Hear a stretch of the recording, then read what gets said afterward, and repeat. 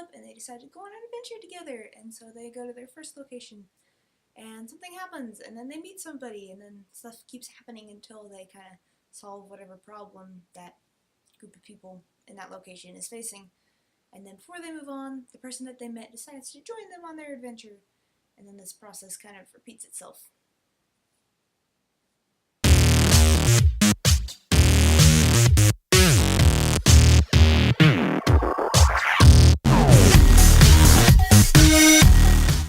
Welcome to Rose Squad Reviews. Today I'd like to kind of preface our review with a little bit of a discussion on the other media related to this anime, which, if you haven't seen the title yet, it's Granblue Fantasy, the animation.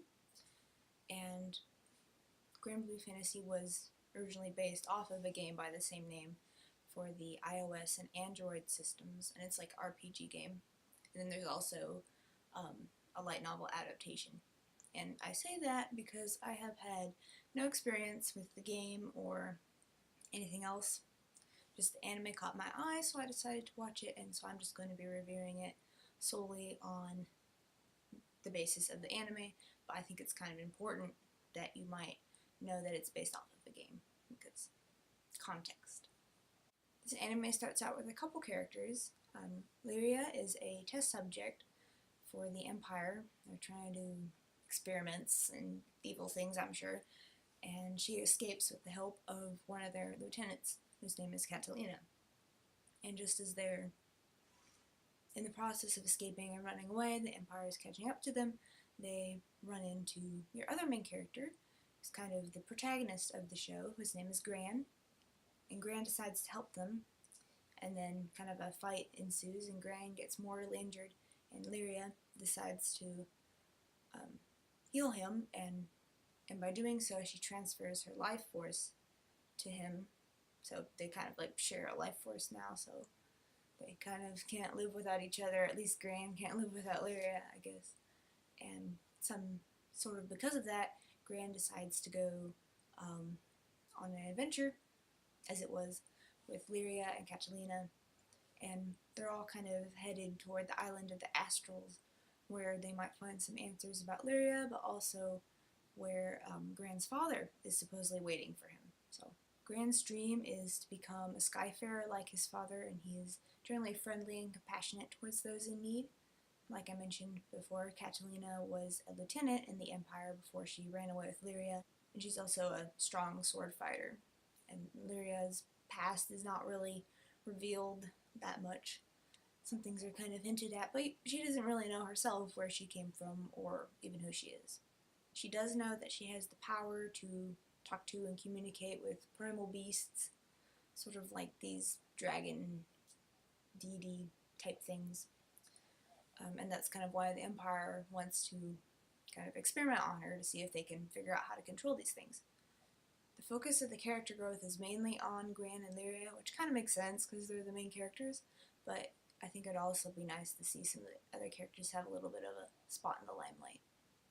I hate to admit it, but the plot for Granblue Fantasy, the animation, is pretty standard, which I think part of this might be because it's based off of a video game, and it follows kind of your general quest outline. You know, you have the characters, and then they meet up, and they decide to go on an adventure together, and so they go to their first location, and something happens, and then they meet somebody, and then stuff keeps happening until they kind of solve whatever problem that group of people in that location is facing. And then before they move on, the person that they met decides to join them on their adventure, and then this process kind of repeats itself. The sequence gets mixed up a little bit with, reoccurrences of the Empire and their forces, and trying to catch Lyria again, and just kind of other little things that jump in on their adventures, but as a general rule, it just kind of goes from sort of repetitive. And now we're going to talk about the ending. And I've said before that the ending is very important, and I think that is equally true again here. The actual last episode is actually a filler, so I'm going to be referring to the second to last episode for this portion of the review. And just to be honest, things seem to be happening a little bit too fast. You have bunch of different plot events occurring at once, and everything finally culminates, and you're just like, okay, I don't remember what happened, what's going on. It's kind of like a little bit of a vertigo sense, I don't know. And then also, in the final showdown, a bunch of these random characters kind of pop up and join in on the fight. I think this is kind of their attempt to get characters from the video game a little bit of screen time, but it just sort of seems unnatural and strange and confusing because suddenly you have all these random people that you have never seen before in the last episode joining in on the fight, and they're a little bit overpowered, and you're just kind of like, what? It's confusing. I did, however, appreciate the little bit of development to Lyria's background that we received in the last few episodes, but just as a whole, the ending opens up more questions than it resolves. There is some fan service in this show. Thankfully, it's kind of toned down and not as like blatantly obvious, but it kind of increases as you get closer and closer to the last episode, especially with that final explosion of characters, because most of them are female, and a lot of them have clothing that would be deemed unreasonable in a combat situation, so it just adds to my displeasure of that scene. Also, the filler swimsuit episode certainly didn't help in this area. The soundtrack for Granblue Fantasy goes from slow and whimsical to kind of more March-like and just, you know, your typical going on an adventure song. Yeah, adventures. And I did enjoy the opening theme, and the color palette for this show is pretty vibrant with lots of emphasis on blues and greens. And I really enjoyed the design for the characters and just, you know, the world in this show. It's kind of, you know, set in like a fantasy world, but then there's also just like little like modern and steampunk twists that are thrown in there. For example, the crew kind of travels on this airship, and also Gran wears a hoodie, which I thought was just a unique little twist. There's one filler episode at the end of the show. It is the apparently obligatory swimsuit episode, so great. There are 13 episodes in the show, and you can watch it on Crunchyroll.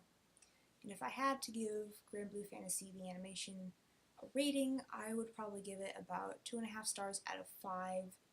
It has a lot of potential, and there are some things it does really well. Its problem comes when it just tries to be too many things.